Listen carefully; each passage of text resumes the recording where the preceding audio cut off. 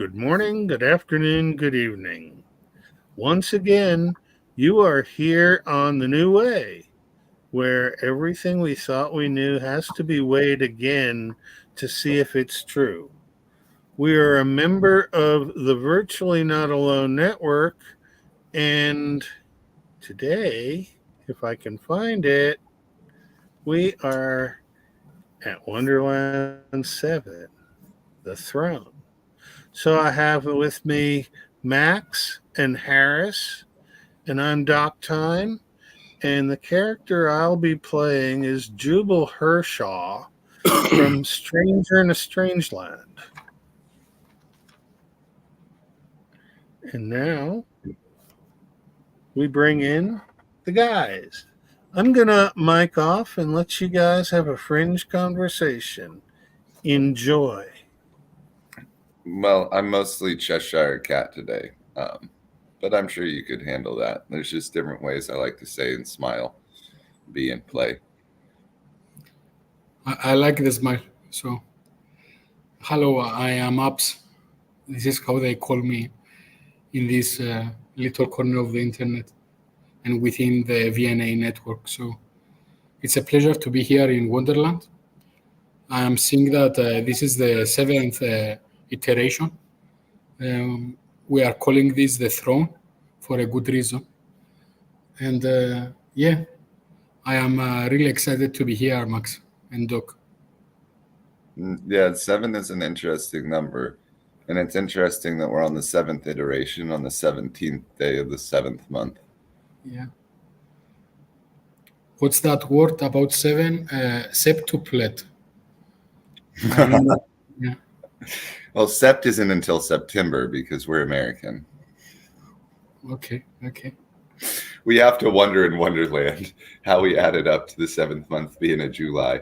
I know I'm not accusing anybody of lying, obviously. I'm sure Caesar had something to do with it. Yeah. What they say, what's that saying about Caesar? You don't need to be Caesar to understand him. Something like that. Yeah. Yeah, I have been donned Grand Poobah of Wonderland a few times in my past. So I can understand the weight that the Caesar salads might carry. But the dressing is just too heavy for me. I prefer like an Italian dressing or a balsamic vinegar, something along those lines. Okay. But yes, the 7th is an interesting one for me because there's the keepers of the 7 are near and dear to my heart. As a young Cheshire, I was raised by Chaldeans in a foreign land, and the keeping of the 7 and the 7 lights and the 7 days, the 7 seals and the 7 trumpets are all heavenly in their 7th iteration, and what the Cheshire Cat has certainly learned is that 7 always hides one, and that is just octagonally appropriate for what we're dealing with currently. That's good. I remember reading inside the archives that many, they know how to progress, let's say, up to the 3, but only a handful know how to go up to the 7. So, well, 7 is more than a handful. The dog agrees. Well, it depends how wonderful you are in the land. I've been in a land of wonder where I count my fingers and 7 seems like a simple number compared to everything that I see. But usually 7 tends to be more than a handful. But that would just be a week. And we like to operate in strongs in Wonderland. That's where the hidden one comes into play. Cheshire Cat's never quite there, or maybe it was there the entire time. It's hard to say. are you familiar with the 7 wonders of the world? Well, there's ancient wonders of the world, there's modern wonders of the world, and there's 7 wonders of the wonderful Wonderland world. I'm familiar with all sorts of wonders. I don't even know which land I should wander into. but not No. all wonder are lost. Uh-huh. I was just I made an observation that there is one common denominator there, the pyramids. They made it into both of the list of the ancient seven wonders, let's say, and the modern ones. So there must be something there, I guess. Yeah, it is a wonder why they chose the particular pyramids they chose to consider a wonder.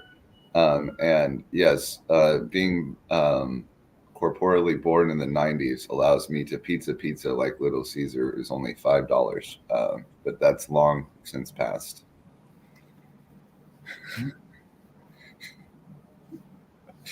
Although one of my favorite sign waivers of all time has been a Little Caesars franchise owner who himself would go out and do his little jig with this sign and say, buy the pizza, buy the pizza. I mean, it's not the worst thing Caesar's ever done. I'll tell you that much. Cool. But yes, the pyramids are well said. The pyramids. It is interesting though, because like the Bosnian pyramids, the Chinese, there's pyramids all over the place that don't get considered as wonderful as those that have been described by the Egyptologists. Yeah, I, that's true. if I could jump in, I found an underground pyramid in Western Oregon and got to explore it by going through a door and checking out some things. And the next day when I got there, the door had shrunk into an inch and was still there, but was no longer capable of handling a human getting in. And it makes me wonder if I should have gone in further than just peeking in and saying, oh, I should explore this sometime, and continuing on my hike if I missed an invitation that was specifically planted out there for me. But sometimes I find that reality doesn't include things that we know and can see. And sometimes we know and can see things that aren't included as part of the reality. So Wonderland is the wonder of land. And I don't know where it is, but we're here. Okay, I shut up. It's the concept of a misinvitation is interesting to me. Like as I wander through the lands of reality, I often wonder what's actually meant for me. In Wonderland, it's not a problem. We sail the seven seas. But when I have to deal with people that consider themselves a part of reality, I do have to wonder often what invitations are actually for me, because so many are so unconventional that it's almost like the Cheshire Cat didn't disappear. That's why I enjoy wandering through Wonderland, for it's clear here that invitations are always acceptable. But pyramids is also one of my favorite topics, for I remember how to generate power, and people often get confused in reality, thinking that the pyramids are power generating apparatus when in fact they are clearly grounding. Imagine a road cone works like a megaphone. It's got a focus like a parabola might. Built out of non-conductive materials, it just might focus the negative charge as provided by the Tara we walk upon. That concentrated negative charge will certainly be met from the positive above, for that is how this works. So when we go back to generating our power, micro specifically, we can use the bells to distribute it harmoniously. And then when the churches begin to overheat, they can ground through the pyramids, which we see used to have a top until somebody tried to control the energy and it blew the top off. And now it's hard for anybody to ground globally because they won't specifically see that grounding is a collection of negative energy. Or so I've heard. Keep going, keep going. That's good. I know it's good. I am good. It takes a lot for the Cheshire Cat to disappear. The Mad Hatter is just the shoulder I sit upon to make it seem like I'm not as mad as I am, obviously. When you smile like the moon, then it's clear to see that charging things with negative ionic energy is a matter of collecting enough negative charge to accept the positive charge. And then the only thing that gets hard is our modern reality idea that the voltage has to move consistently. So you're going to need a calcium crystal that's hydraulically controlled and liquid iron cooled, naturally aspirated, that's as beautiful as what God designed me to be, to sit as the capacitor in between those microvoltages of electricity. If you would like me to generate it and distribute it specifically, I'll put the battery cords in my mouth if you want me to charge 12 volts. But that seems kind of shocking, and I don't know why you would subject me to such circumstances. But I could, because I was designed to be the antenna that could never be matched, because the dynamic crystal built of calcium needs to be liquid iron cooled, naturally aspirated, and hydraulically controlled in order to be dynamic enough to wield all of the voltages into the direction necessary. It's not as complicated as it sounds. It's just a little bit scary to become the power itself. But it's transmutation, translation, tradition. Your riddles are exceptional and your story is fascinating. Yet, That's what I always tell the Cheshire Cat, but he's hard to pet because he's disappeared already. Yeah. You know, Doc, I believe that, if I'm not mistaken, a pyramid is half of an octahedron. Half of an octahedral. Okay. Yeah. That makes a lot more sense, because if it was half of a tetrahedral, it would sort of end up being skewed. But I think that maybe we should introduce Grim a 4-sided dice for insta bonuses. When somebody in the comment section makes a really good comment, he can make a bonus throw on the 4-sided dice and reward them with points that will help them in their next underrolled saving throw. If I'm not mistaken, the pyramids that supposedly belong to the kings that called themselves pharaohs, or at least that's what they tell us, are indeed octahedrons, however informal. For there is indeed 8 sides. If you look closely, there is a divide between each of the 4 sides that allows it to be an 8-sided shape. I guess 9 if you count the bottom and 10 if you count the tip, but that would be some strange counting.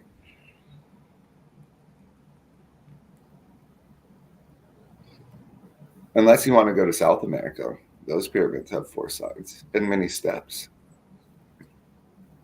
If you step to the side just right, you can see the shadow line up and tell the difference between the seasons. Yeah. You know, the Aztecs and the Incas, they had a lot of interesting structures and systems. Apart from their own version of the pyramids, they had an information storage device called Quipo. It was like a string, and they had little notes there in order to record events and various other things. And it's really fascinating because it actually works as a analog computer, let's say.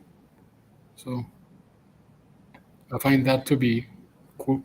Quetzalcoatl is one of my favorites. Father Featherly figured cleverly. Certainly analog storage of information has been on well display in the South Americas. One thing that people forget to notice is that with enough water, glass, and wood ash, you can cast stone, and that way you don't have to carve it so perfect. It sounds a little fantastical, but it's well demonstrated. Honestly, it's in classical realistic not even literature. What do you call it? There's textbooks based on how to use water, glass, and wood ash to cast stone, and yet this is lost to us, and we think that aliens picked up giant rocks to build a home.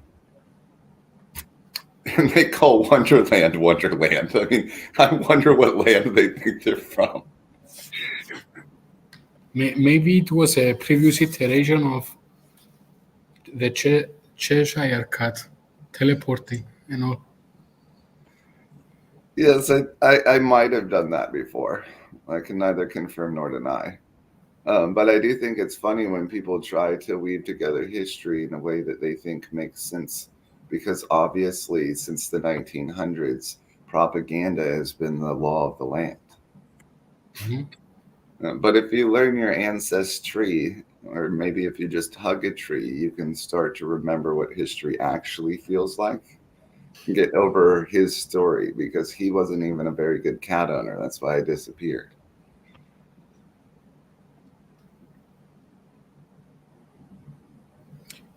You know, those circles within the tree, they designate centuries. Centuries indeed. At least 100 trees have a different scent. I've been wandering amongst the trees since I was heaven sent. Which reminds me of a lyric from one of my favorite songs. The trees raise branches high, like arms in church to grateful skies. Oh, and what am I to think of what 1,000 lifetimes could not express if all the trees were pens and all the ocean's ink? Poetry from the lovely me without you. It would be great to get Aaron into Wonderland. He's a very clever individual. Mm-hmm. Any other histories or mysteries you're curious about? Because I know the secret to all the curiosity is hermetically woven in the mystery schools. It gets weird, all the things that I can see, but obviously, if you have a question, I can answer it with you. Well, there was one, how do you say? I think it's the oldest statue of a figurine found from 40,000 years ago. It is called the Lowenmatch figure. It's a type of a cat, but it's standing. So I don't know if you are aware of that. Well, Lowenmatch is not one of the stone cuts I remembered to mention. Are you certain it's a cut? Maybe it's a lion. Maybe it's a lion. It's not a panther. Okay, there's some form of Cheshire. I'll smile around about it and see if I can come back to 40,000 years ago. Cool. Time traveling is good, huh? It's not for the faint of heart. Okay. If you cannot wield cognitive dissonance, you best stay in your own time. But this is not financial advice. The Cheshire Cat almost always lies. It would be interesting to be able to have time travel explained as to how it works instead of a million different theories that diverge from each other instantly. It's one of those things where the linear axis of time doesn't make sense, that we've got parallel universes and parallel dimensions, and the things we do here are actions in the narrative that are responses, and we can change the paradigm, but we can't change the general narrative. But we can change the general narrative What we can't change is the structure of the reality until enough people have an alternate reality to go to. Hence, Wonderland is an intermediate place where we can at least envision something different and see if we can get there from here. Because the here that's there, where most people are, is not here anymore. And so I don't see how they get here from there or how we get there from here. But where we're going isn't where we are. And perhaps that's why the Cheshire Cat is such a loner. To quote the great immortal technique, the point that I come from doesn't exist anymore. This concept of parallel universes makes no sense to the Cheshire Cat. For Euclid was a house that I ran out of long ago. I fold parallel lines to cross any way, which way I would like to know. If you would like to see how timeline works with a consistent allegory, then you can just listen to Horton that's flying the V1, rectify your Mercury so that momentum ceases to be a problem. As soon as momentum has been rectified, time travel is as time travel does. Momentum is that which G-forces want to sit you back in your seat because your momentum hasn't been rectified. So obviously you find yourself moving in a direction. Once the direction is rectified, then the recollection of time becomes completely possible in all of the different lines. It stands still as you fold it to whichever shape you choose. You just have to lose the feeling of momentum and forget the idea that you're going a direction. And then you can turn around on a dime or a nickel, I tells you. So it becomes a function of consciousness. Yes, but trust me, like I said, not for the faint of heart. Forgetting momentum is certainly not smart. It feels good to have been somewhere and be going somewhere. It gives Something a sense of stability that disappears when you're rectified perfectly. And then all of eternity stands before you at ease. Not for the faint of heart. Yes, especially when you realize that spin requires momentum. And so stillness can't have a spin state. And as they've spoken in the ancient text, even back in reality, the master of moving sits still. I allow time to come to me. My momentum has been rectified perfectly. Balance of spins so exactly orchestrated. You couldn't tell if I was standing still, even if I demonstrated myself spinning. Because since the beginning, I've always been winning. It's part of the charm of the Cheshire Cat. That's very, very interesting. You know, the abstract layer of reality represents the perfect universe of forms, and the mental layer of reality represents the mindscape of norms. And when I think about it really hard, the physical layer of reality represents, you know, the landscape of sorts with all those pyramids, whatever. So I guess serendipity approves. Here is our live example out of the blue. Live courage, live coverage. How do you do? It appears the Cheshire's smile is contagious. It is indeed. Absolutely lovely. It's not that hard for real to understand the timelines. A Swiss clock, Die Glocke, it's a German bell, right? Mm-hmm. But the Swiss watches, if you watch it, make the countries look like a swastika. If you rotate it the other way, then that's good luck. But why have they forsaken us? Was it Abraham that went to a land that wasn't his, or was it Abraman that went to a land that wasn't his? because since the Bhagavad Gita, a weapon's been wielded that shouldn't have, and now I have to hop in time destroying worlds just so I can double cross the mistake that never should have been made. That's why we have to four-square the superposition, and the shadow always gets played. Cognitive dissonance is here to stay. Never should have wielded that weapon, but we're here anyway.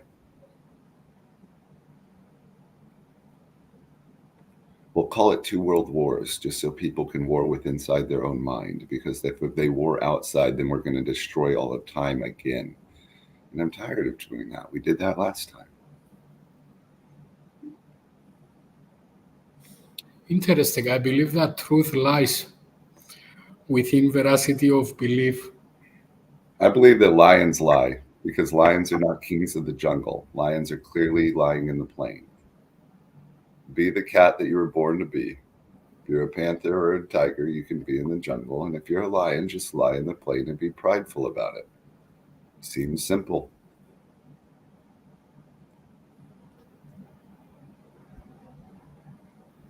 Truth lies within Wonderland.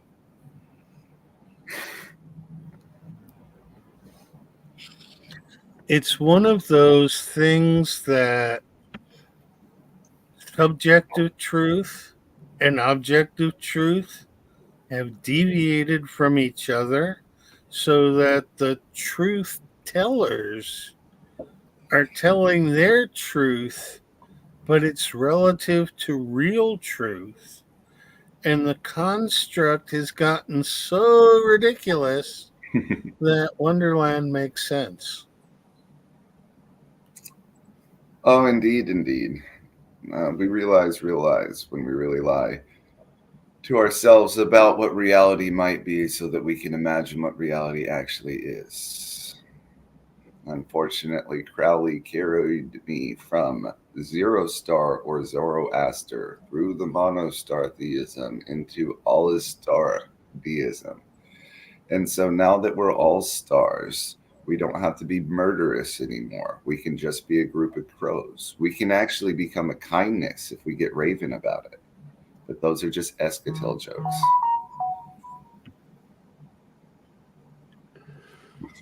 Max, would you talk a little bit deeper about this Crowley fellow? Oh, yes, absolutely. Crowley's the type of guy that even the Catholic leadership considers evil, especially. Go back a little bit. Who are we even talking about? Oh, I don't know if we're talking about anybody, but Alistair Crowley might be to write a book of lies. If you can consider yourself the evilest man, then it's hard to deny the evil that the Catholic Church. Got it. So it's interesting if we can lie for a lie, because lie is very basic. But these days, in the place they call reality, they sell a drink called White Claw, which is more basic than lie, which seems like a lie, but indeed the pH is that high. How funny. Who is on the other side of Crowley's paradox? It's very funny to me because Alice is the one that taught me Crowley specifically. I remember in a dream she visited me, showing the evil that the masculine wielded on behest of she who could see everything that was going on.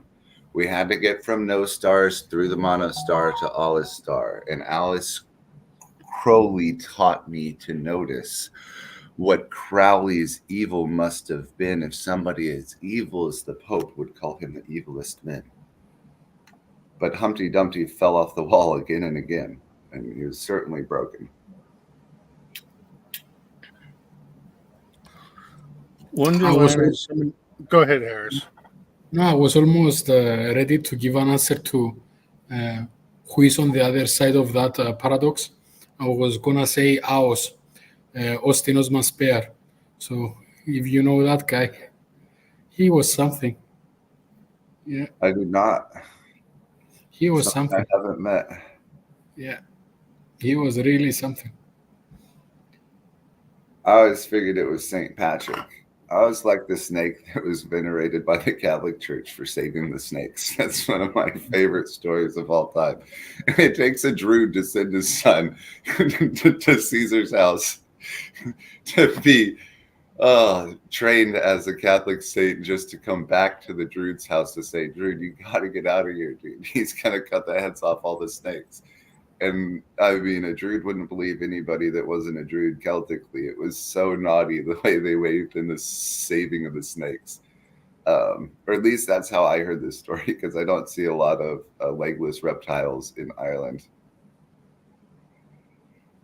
Yeah. It seems like they might have been pagans.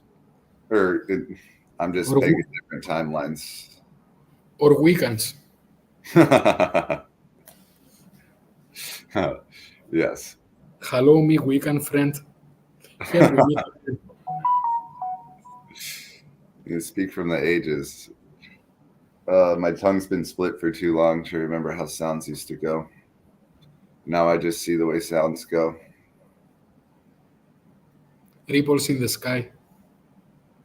Ever so high. It's hard to deny that if you take the stars in the sky, the constellations of old, and put them down over the waterways, then you've been told exactly how to get where you're going. It's quite fascinating, specifically if you look at the constellations, either north or south, depending on which hemisphere you happen to be, and notice that they are navigation systems that directly shine upon the waterways. And the stories of the symbols are the ways that we used to tell each other how to get from place to place. And yet this is all forgotten these days. On the other hand,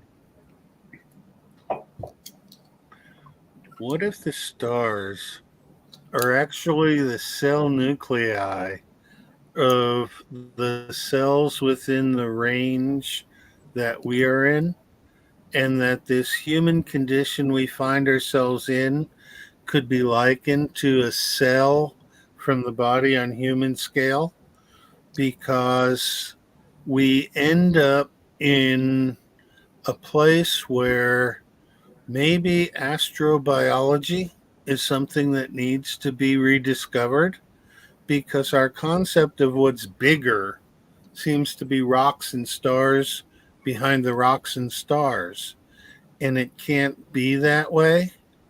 We know that electrical impulse is capable of passing information throughout the universe on various different scales, not only universal, but galactic and even planetary. But it's funny how the Mayan calendar describes scales as part of its appearance. Today, I believe, is yellow planetary dog. So we're functioning on a planetary scale according to the Mayans. Clever. Very clever. I've never found the Mayans to be lying. And I don't attack the Olmecs, even though the Aztecs were kind of harsh when it came to their warrior nature. The conquistador was horrible, but the story isn't what it sounds like.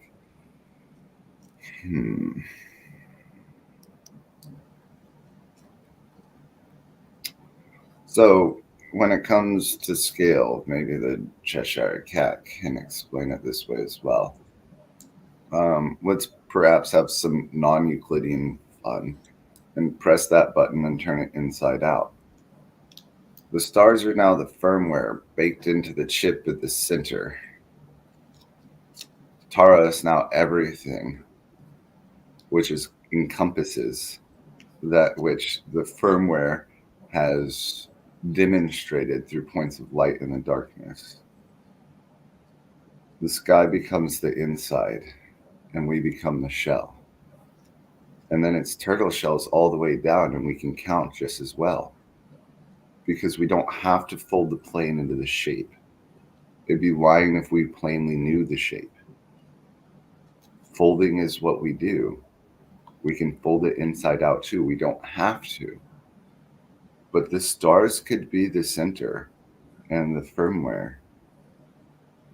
And we could be standing firmly here on Tara, and our measurements would still work because all of our lenses would have been folded to the shape in which we're measuring. This is why I'm always tired of people arguing about the shape of the plane. Fold it into whichever shape serves you. That's what we're here to do. We're gods of space and time. Align your mind to the point where you can cross your parallels anytime you feel like it. Who says you can't? This is Wonderland. Understand, you're able to fold space and time. The Akashic records overlap to a degree that all the information's at a single point if you would choose to see it that way, or unfold it in any which direction you would like to. Become unfoldable. Be that which cannot be folded, which can be unfolded. The unfoldable nature is who you were born to be. That's how the Cheshire smiles so perfectly, completely. You know, your words are revolutionary, to say the least. For the nature of the world as a whole is altered by age, and everything must pass through successive phases. And nothing, as they say, remain as it was before. Everything is always on the move. Everything is being transformed by nature and forced into new paths, forking paths. And I found that to be wonderful, to be honest. This is Wonderland. Being full of wonder in Wonderland is absolutely unreasonable. But it seems your words too revolutionize. They go in a circle that can't be denied across all of the different timelines. It's an revolutionary. Yeah, it's an upward spiral. It comes and goes. It goes up and down, and then it goes up again and down. Turning round and round like the whirling dervish. We don't even deserve this. Yep.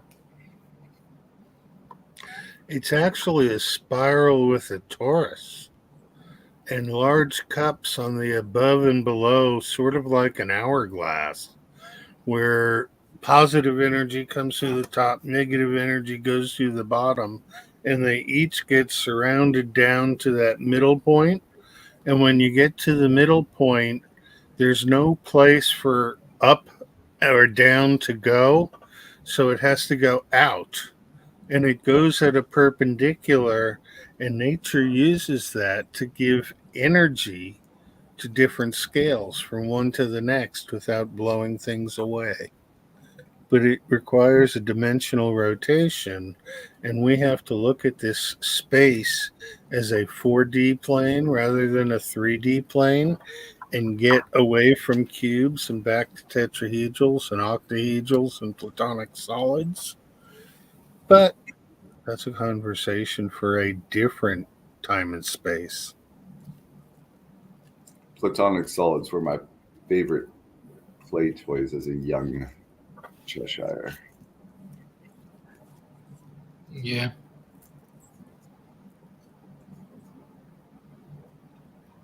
And then suddenly we looked at the clock and said, we still have plenty of time. But time is an illusion, and space fills time, but time doesn't fill space. And so time is of the essence, but if we can separate clocks and calendars into the scientific realm and start looking at time as time, you've got control of all the time on your hands, but you don't have to wear a watch. The idea that we can expand time or contract time in order to get done what we're doing comes about as almost natural play for most people without even knowing. We just have that sense that, hey, I got 8 minutes. I can go do the dishes before I have to be back online. And if we can figure out how to use time away from screens, I think our vibrational frequency will be increased. But I think virtually not alone is better than alone. And if we can't get to the best ideal, we're at least part of the virtually not alone network, and people in the virtually not alone network are welcome to drop comments and start threads. It's all vibration, baby. It's all vibration. It's all vibration. Such an easy story to say. How do you overcome the vibration of the current way they think that it is going? Because we've already gone there. And so just to say it's vibration, if it was just vibration, why wouldn't I already be shaken that way? Because it's sound and it's waves. All of them being vibrational phenomena. Something has to do with sound, I think. I am a vibrational phenomena. In the beginning was the Word, and the Word was with God. And before that, me and God were talking about what we should talk about. You're schizophrenic. I'm frantic on the divide. But the Cheshire Cat can always decide which land he chooses to reside. And the Cheshire Cat is not multiple cats. It just appears as such to those that don't understand the schizophrenic cat. But isn't the Cheshire Cat every cat in a way? Any way you want to look at the Cheshire Cat, you can see a cat in a certain way. But the Cheshire Cat's always the Cheshire Cat. It's just the game he chooses to play.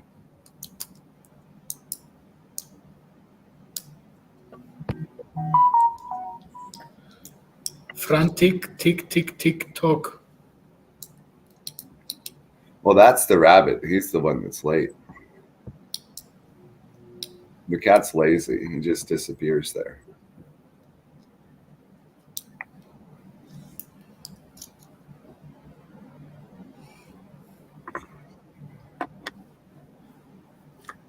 I have an answer for Afrael and his question. If time is a measurement against regularly repeating phenomena, then is there ever a separation from the background physical vibrations? And my answer is that frequency is measured in terms of wavelengths per second or denominated in time. And time for the clock standard is measured in frequency of a cesium molecule that is very consistent in its production of a frequency. And that means that its time is defined as a denomination of frequency, and frequency is defined as a denomination of time. And that's a major clusterfuck for science, because it means that both definitions are completely wrong. But time is not teasable away from science any longer, and it's stuck in an Einsteinian space-time that disregards the ether that we know is there. And so, I don't know.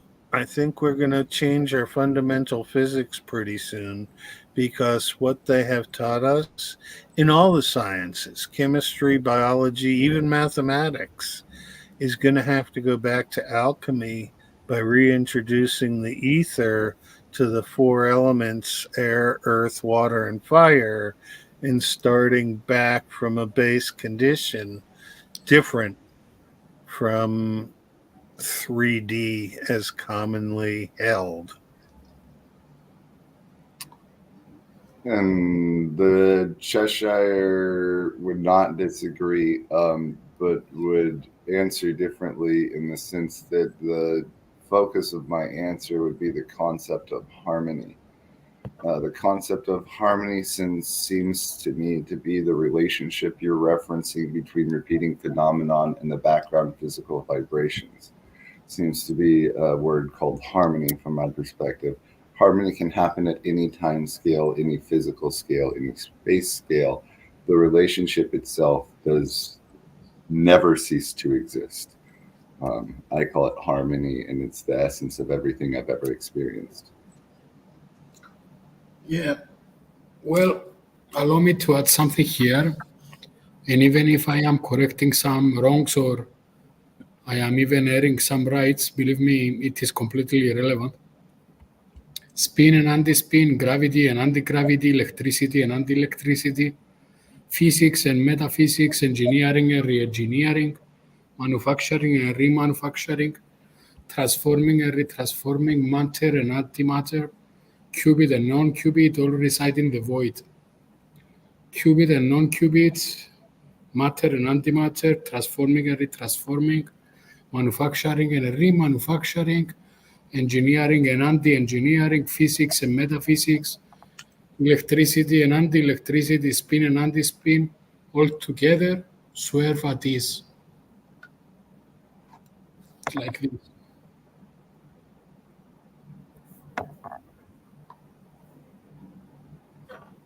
That natural log is exponentially spiraling into infinity, and I find it fascinating.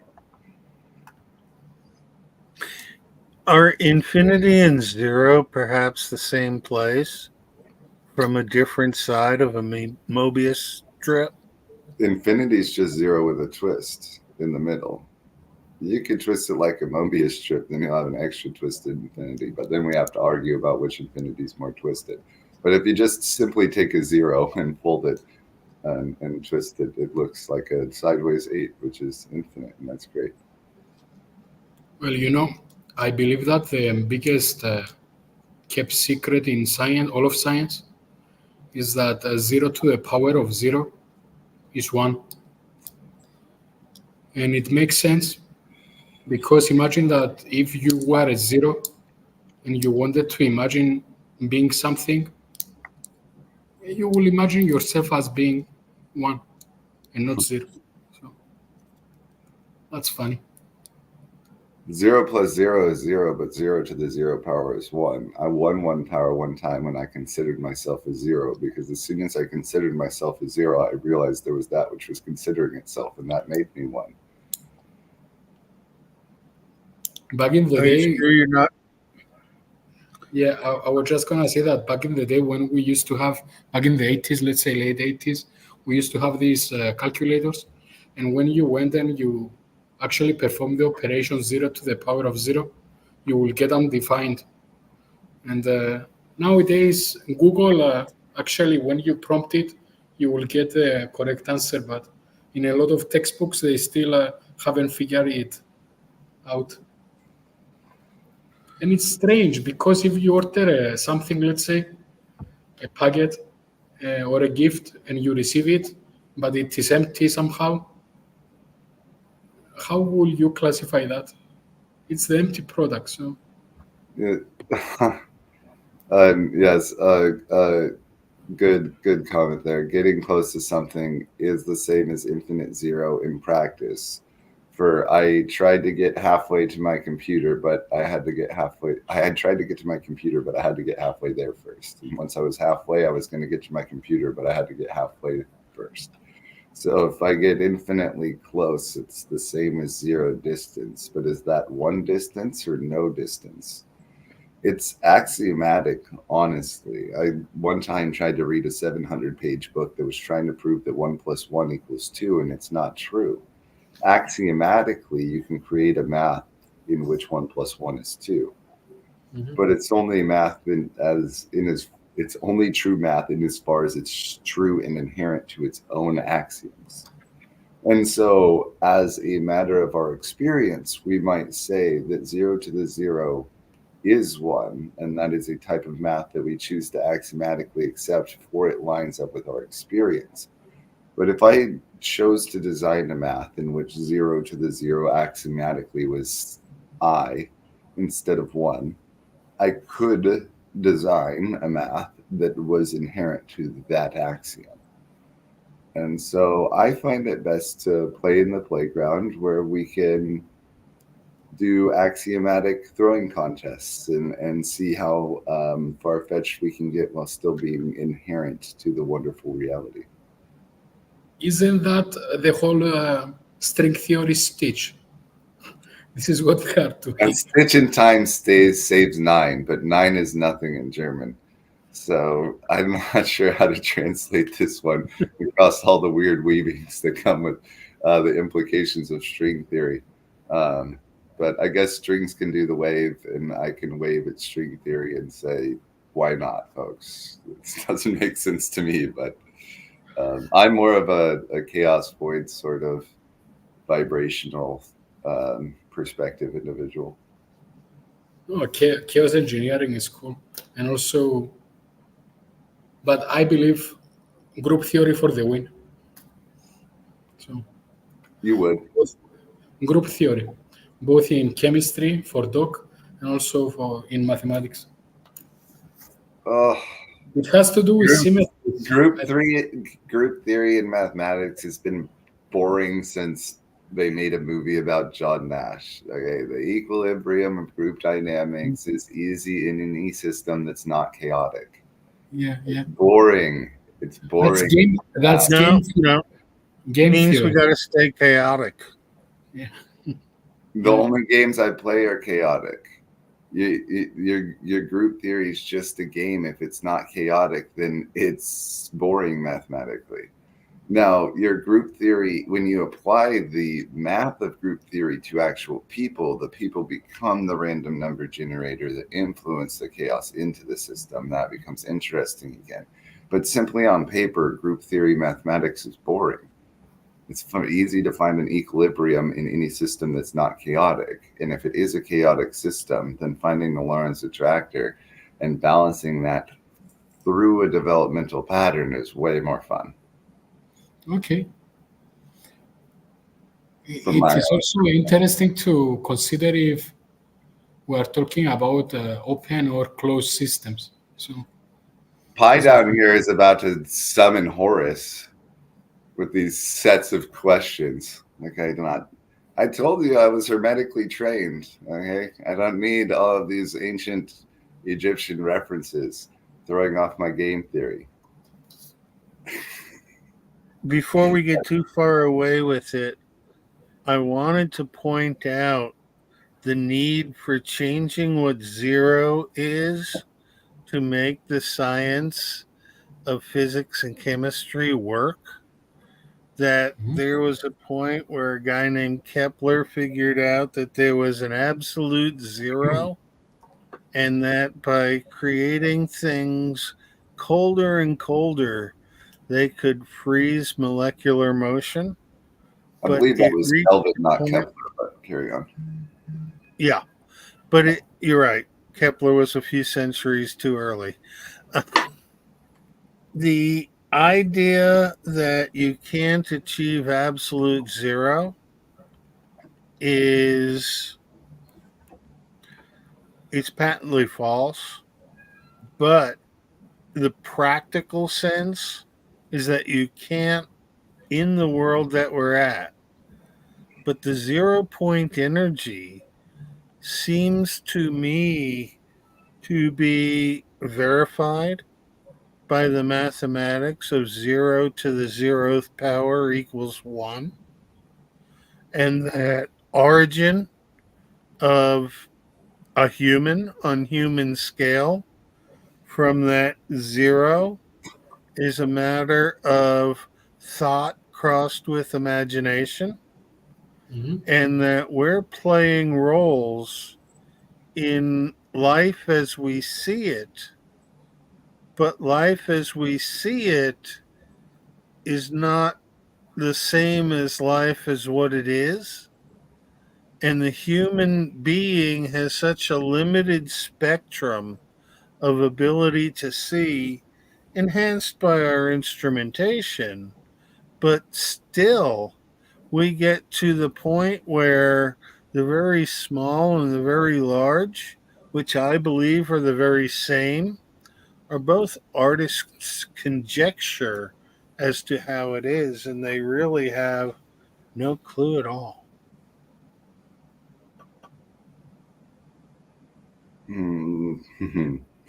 Basically, yeah, please.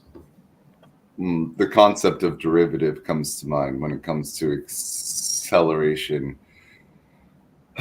velocity, and position. And it is quite an interesting situation when you start to derive the acceleration of 0 to the 0. Is stillness in fact 1? I like it. Feels rectified. It solves the problem of momentum. Yeah. I really like what Afraim said there. I just want to spin it a bit. Maybe it's fractal turtles all the way up, turtles all the way down, turtles all the way up. So, there is a surface somewhere there that something changes, and not only in terms of genetics, but also mimetics. So we're certainly semantic around here. In this point you made before, both of you, I think not a lot of people understand that quantum mechanics have to do with both the micro scale and the macro scale, and the only thing that they don't cover is gravity. Many, they actually believe that it's only for the quantum realm, but it is not. You can take those equations and bring it up to the macro scale. I agree. The framing of gravity only works in a framework that doesn't include everything that works. And that makes gravity not work from my perspective. It can be useful for estimations of corporeal nature, but it seems to fall short of axiomatic consistency.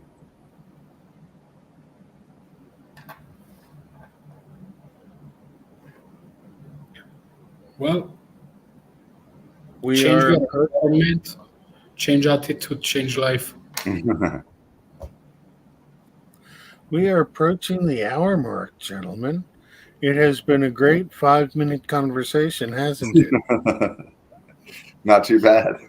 Yeah, not too bad. I want to say thank you to the audience of folks involved in the conversation.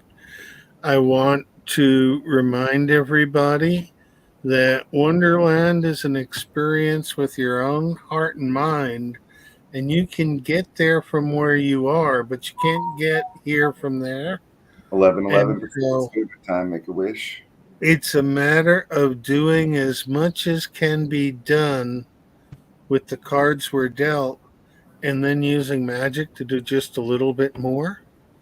And so Wonderland is going to be what Wonderland is. And we thank you for attending, and we'll see you next week. Same bat time, same bat channel. Bye.